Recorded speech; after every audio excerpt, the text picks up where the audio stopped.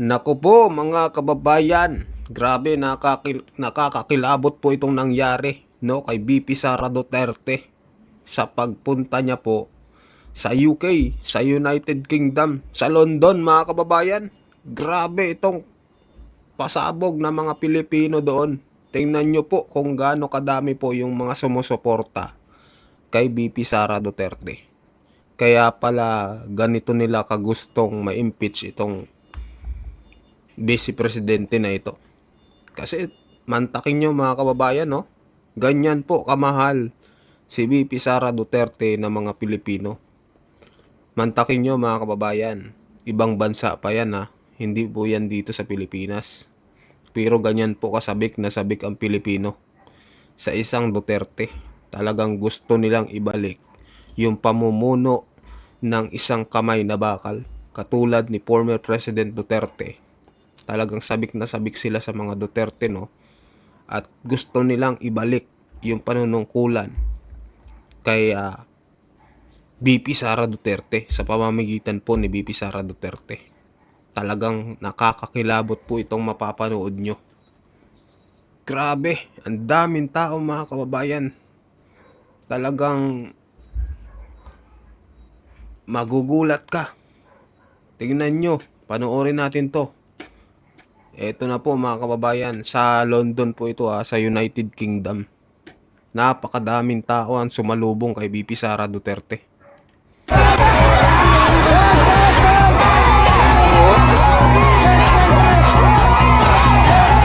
Opo, wala na, finish na. Wala na, tapos na ang laban mga kababayan. Finish na. Tapos yung isa nag-umiiyak na may death threat daw siya. 0.001 tapos may death threat. Ang dami niyang gustong palabasin, no? Na para lumakas siya. Pero kahit anong gawin niya, hindi talaga siya papatok sa masa mga kababayan. Talagang Inday Sara Duterte talaga ang sigaw ng mga Pilipino kahit anong gawin nila. So ito na po, panoorin po ulit natin mga kababayan.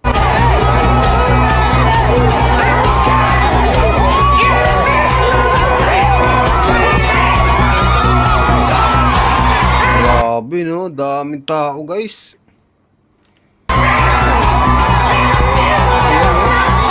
Naging green ang UK, ang London.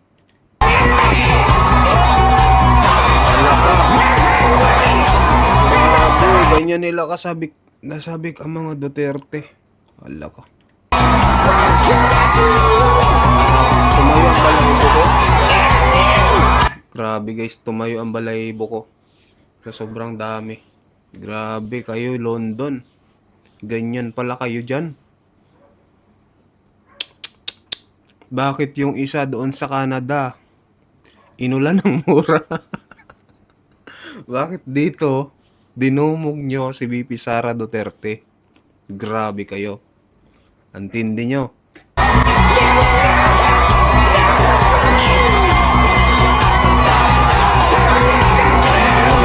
Tingnan nyo si VP Sara Duterte, no? Grabe. Daming tao, mga kababayan. Pinuputol-putol natin kasi baka makapiright tayo, may music kasi guys.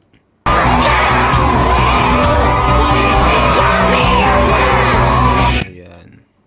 Okay, panoorin natin dito yung police statement ni BP Sara. Live dito kay Jipoy Edoria. Hindi, ano ba tong pang full name niya? Mamaya. Duterte! Ayan grabe guys Inday Sara Duterte! Inday Sara Duterte! To deliver her address. Na finish ng laban guys. Kaya pala gusto talaga nila, pinipilit talaga nilang ma-impeach itong itong babae na ito. Kasi sobrang lakas pala talaga. Dito pa lang yan sa UK guys. Dito nga sa Pilipinas, dinudumog na. Sa UK, dinudumog din. Ganito pala talaga kalakas. Kaya gusto nilang ma-impeach, no? Hindi nila kaya. Kaya ang gagawin nila, pipilitin nilang ma-impeach. Pero sabi nga ng karamihan, mananaig pa rin ang kabutihan mga kababayan. So, tuloy pa rin ang laban. Ladies and gentlemen, Keep quiet, please! Quiet! gusto niyo bang tutuloy ang programa? Then huminahon po ang lahat ng mga nagmamahal Yung kay dito sa VP harapan, move po tayo. Inday Sara. Move po tayo Come sa down. harapan. Alright? Backward, konti, backward. Lahat po magkakaroon ng opportunity. Ladies Grabe. and gents, Si VP Sara. Move back grabe po yan. muna, move back. Tayo. to deliver her address. Election na ba guys? Election na ba? Grabe no? Talaga nga hindi pa election pero ganito na siya dumugin. Ladies and gentlemen, Her Excellency Vice President Sara Zimmerman Duterte! Ibaba mo. Hindi. Grabe ka na VP. Matumba yan, mahina yan. Yan na lang, yan oh. Mahina yan, mahina. Plastic yan. Mahina yan, mahina. Ay grabe oh. Doon na pumuntong si VP sa semento guys. Mga kababayan. Assalamualaikum warahmatullahi wabarakatuh. Higpit! Umayong adlaw kaninyong Higpit! Tahan daw. Opo ah. Higpit! Magandang araw sa inyong lahat. Meron lang po muna akong paalala para hindi tayo ma-excited at manggigil ngayong hapon na ito. Kasi nakita ko sobrang dami ng ating mga cellphone, camera, at iba't ibang pang-photo at video na gamit. Ibig sabihin, lahat gusto makakuha ng picture. Inday Sara, wala na kaming pakialam sa message mo, basta meron lang tayong selfie. Kaya, binigay ng organizers para sa ating lahat mamaya ang photo opportunity ng lahat. Isa-isa. Dami yan. Hindi kailangan mag-gigil. Doon galing eh. Habang merong nakapila para sa picture, ay gagawin natin mamaya. I love you, Mom! Mahal ko kayo. Maraming salamat sa inyong paanyaya sa akin na bumisita dito sa United Kingdom. Ang susunod ko po ay yung munang ating pagdarasal at pakikiramay sa lahat ng mga kababayan natin doon sa Pilipinas na dumadaan sa hirap, may sakit, at mga biktima ng iba't ibang kalamidad na dumadaan taon-taon sa ating bayan. Tayo ay nakikiramay sa kanila at kailangan ipaabot natin ang ating moral support, kundi man financial support sa lahat ng mga biktima ng sakuna sa ating bayan.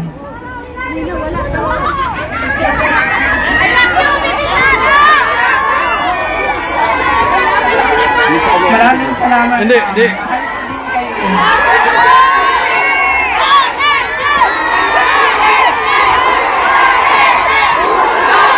Grabe guys, ang dami. Duterte!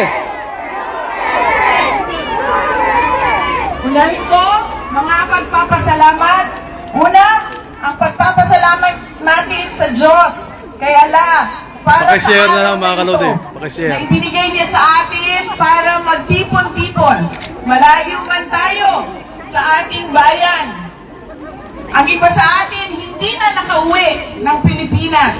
Pero binigay niya sa atin ngayon ang araw na ito para ang mga Pilipino magsama-sama at ipakita natin ang ating galit sa nangyayari sa ating bayan ngayon.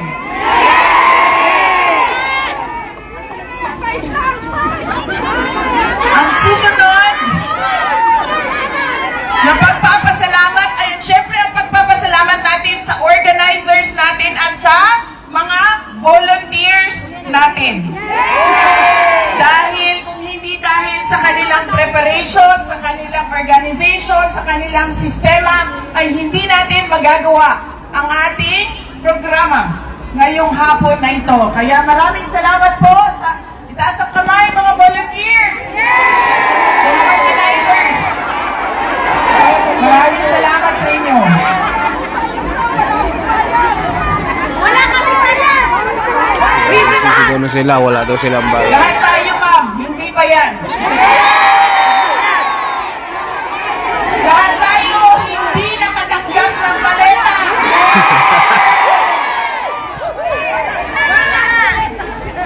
Nagpapasalamat tayo, syempre, sa local government unit ng London at sa UK government dahil pinayagan nila tayo na magtipon-tipon ngayong hapon na ito. Ang susunod na pagpapasalamat ay mula sa akin para sa inyong lahat. Marami ang nagbiyahe sa iba't iba at malalayong lugar ng United Kingdom. Maraming salamat. 4 na oras, 5 oras, 6 na oras na pagbabiyahe para lang makaabot dito ngayon. Meron ang nawala sa trabaho,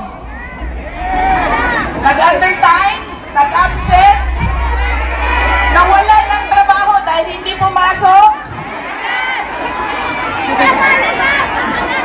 hindi na natuloy ang biyahe, hindi na natuloy ang lakad dahil ibinigay ninyo ang oras ninyo para sa ating pagtitipon ngayong araw na ito. Maraming salamat sa inyong lahat.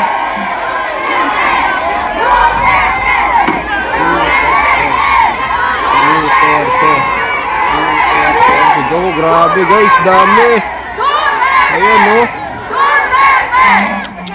Grabe ang suporta kay BP Sara.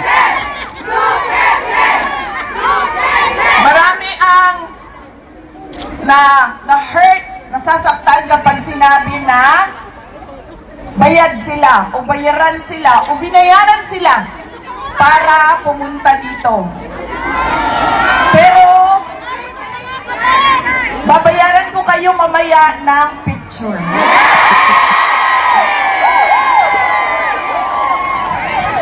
Yung picture na yan, walang priceless yan. Priceless.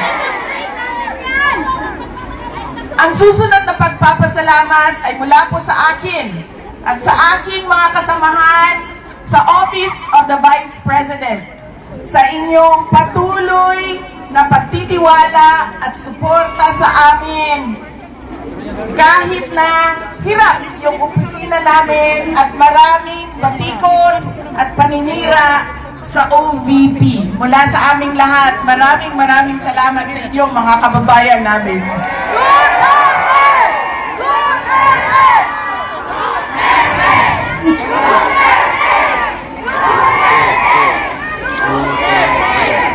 Ang susunod na pagpapasalamat, makikita ko po siya sa susunod na linggo. Mahal nating lahat at inaantay natin lahat ang kanyang paglabas at pag-uwi sa Pilipinas. Ako, mga kauwi na si Former President Duterte. Halaka, maraming magagalit yan. Lalo na yung mga tinklawan. Bring him home! Bring him home! Bring him home!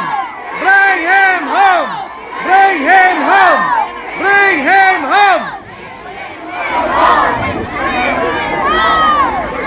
Ang kinidnap ng gobyerno sa sarili niyang bayan. Lagi kapag kami ay nag-uusap, sinasabi niya na ipaabot sa inyong lahat ang kanyang pagpapasalamat, lalong-lalo na sa dasal ninyo na siya ay makabalik sa ating bayan.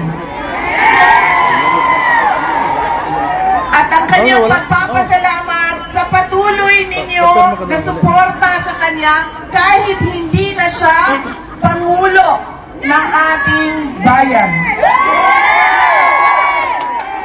Dahil siya ang parating Pangulo ng ating mga puso. Pinapaabot niya lagi. Yes, ma'am. Hindi natin makakalimutan ang kanyang sakripisyo na ginawa para sa ating bayan. Pinapaabot niya ang pasalamat sa inyong lahat. Ang susunod na pagpapasalamat gikan sa amuang pamilya, ang pamilya Duterte. Dako kayo mi ugutang at kapupunton kaninyong tanan mga kaigsuunan namo sa higayon na ginahatag ninyo kanamo nga makaserbisyo sa ato ang nasod. Napakalaki ng utang na loob namin sa inyo mga kababayan sa pagkakataon na ibinibigay ninyo sa amin na makapaglingkod sa ating bayan. Alam ninyo, ang lakas ng pamilya namin hindi galing sa posisyon namin Oh, doon sa kayo sa syudad ano, ng Davao. pumasok na kayo. Dahil sobrang Pumasok na kayo. dami Atras, sa atras. ating mga Pilipino ang mayroong iba't ibang posisyon. Barangay Kapitan, Purok Chairman, Konsehal, mga buhaya, Mayor, Gobernador.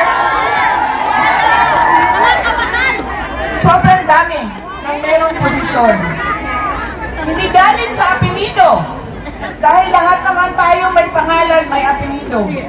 Ang totoong lakas namin ay galing sa inyo. Nakikita ninyo ito? Ang pagtitipon natin ngayong hapon na ito ang lakas ng aming pamilya. Kaya nagpapasalamat kami sa inyong lahat dahil hindi ninyo kami iniiwan. Noong hindi pa Pangulo si President Duterte, nandiyan na yung suporta ninyo. Nung naging Pangulo siya, buong-buo ang suporta ng taong bayan. At ngayon, na walang-wala yung pamilya namin, ay nandyan pa rin kayo, mga kababayan namin. Maraming salamat sa inyong lahat. Maraming salamat kaninyong tanan. Then, have a ladies and gentlemen, the 15th Vice President of the Republic of the Philippines. Pasalamat pa lang, sugod pa lang to.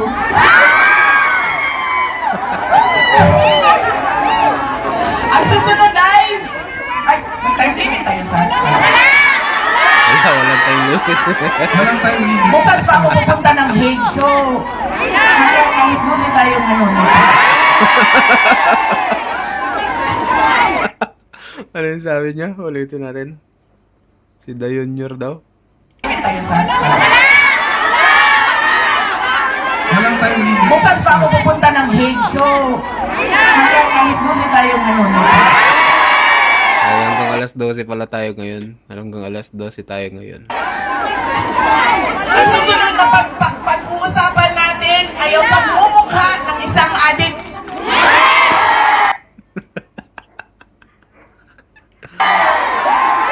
Ako, yari na yung mga adik. Sinong adik yan? Joke lang. Sana great threats! Ang susunod po ay ang estado ng ating bayan. Alam naman natin ang problema. Di ba nga, kaya nga kayo nandito sa ibang bayan. Kahit na nalulungkot na kayo, namingaw na mo sa inyong mga lugar kung asa mo gikan. Dahil maraming problema ang ating bayan. Hindi na natin pag-uusapan yung problema. Ang pag-uusapan natin ay kung ano ba yung gusto natin makita, maramdaman sa ating bayan. Ako po ay naging mayor. Napakasimple ng gusto ng isang Pilipino. Dahil hindi, karamihan sa atin hindi naman pinanganak na mayaman. So ibig sabihin, ang gusto natin ay yung pinaka-simple na gusto ng isang ordinaryong mamamayan. Makapag-aral ng maayos ang ating mga anak. Na may dekalidad ang edukasyon. Ngunit, kung nakikita ninyo, karamihan ng ating mga kabataan ay nasa public schools. Pero, ang antas ng kalidad ng ating mga paaralan at edukasyon ay kulang na kulang. Paano natin nalalaman yun? Dahil nakikita natin yung Ba't naputol? So hanggang doon lang guys. Naputol yung live niya. Naputol yung live ni J-Poy Idoria, no? So ganda sana ng speech ni VP Sara, mga kababayan. So ganun pa man, daming tao, no? So mag-comment kayo, mga kababayan, ano masasabi nyo dito sa pagpunta po ni VP Sara sa United Kingdom, dyan sa London. So sa mga OFW dyan, mabuhay po kayo, mga kababayan. Grabe ang suporta nyo. Ang dami nyo pala dyan. Hala ka. Naku po, anong gagawin dito ng mga kalaban ni VP Sara? Ang lakas niya pala sa mga OFW. Tapos malakas pa dito sa Pilipinas. Wala na, finish na talaga, mga kababayan. So mag-comment po kayo, mag-like at mag-subscribe sa ating video at sa mga bagong pasok po dyan. Pa-subscribe din po ng ating YouTube channel, mga kababayan. Maraming salamat po.